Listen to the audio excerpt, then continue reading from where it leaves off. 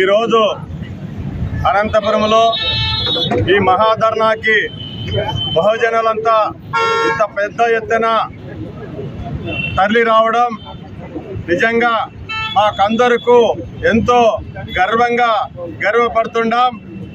మరి ఒక్క శ్రీరాములు గారి నాయకత్వంలోనే ఇంతమంది వస్తున్నారంటే మరి బహుజనులంతా ఏకమై మరి అదేవిధంగా అందరూ పనిచేయగలిగితే వేలాది మంది నుంచి లక్షలాది మంది ఈ జిల్లాలో ప్రజలు తరలి రావడానికి సిద్ధంగా ఉండాలని చెప్పి మేము తెలియజేస్తూ మరి బహుజనులందరినీ వేకం చేయడానికి ఈ బీసీ సమన్వయ కమిటీ ఒక ఏర్పాటు చేయడం జరిగింది రాష్ట్రంలోనూ. దాంట్లో రాష్ట్ర అధికార ప్రతినిధిగా మేము పనిచేస్తున్నాం.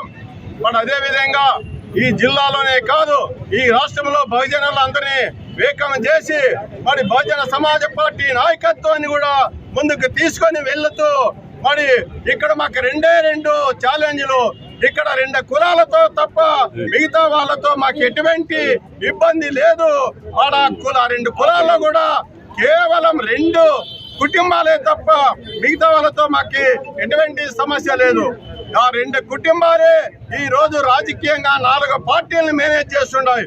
మరి ఆ 4 రాజకీయ పార్టీలు మేనేజ్ చేస్తున్నాయంటే ఈ ఆంధ్రప్రదేశ్ లో ఉండే ప్రజలందరూ కూడా గమనిస్తున్నారు. ఇప్పటికే ఒకరేమో శర్మిల కాంగ్రెస్ పార్టీ అధ్యక్షురాలు, మరి ఒకరేమో బీజేపీకి ఆమె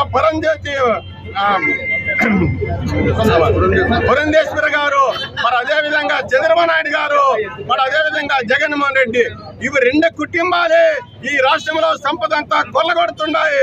మరి ఆ సంపద అంతా కొల్లగొట్టి వాళ్ళు కుబేర్లుగా మారిపోయి పాలేగాళ్ళ రాజ్యం తీసుకురావడానికి వాళ్ళు కంకణం కట్టుకున్నారు. కాబట్టి అందుకు వ్యతిరేకంగా బీసీ సమన్వయ కమిటీ ఒక ఉద్యమాన్ని తీసుకొస్తూ మరి మా వెనక బహుజన సమాజ్ పార్టీ ఉందని చెప్పి ఒక హెచ్చరిక చేస్తూ మీలో మార్పు రావాలి, లేదంటే మీకు రాజకీయంగా కన్నుమరుగు చేసేంత వరకు ఈ బహుజనులంతా వేకమవుతారని చెప్పి ఈ సభాముఖంగా తెలియజేస్తున్నాను.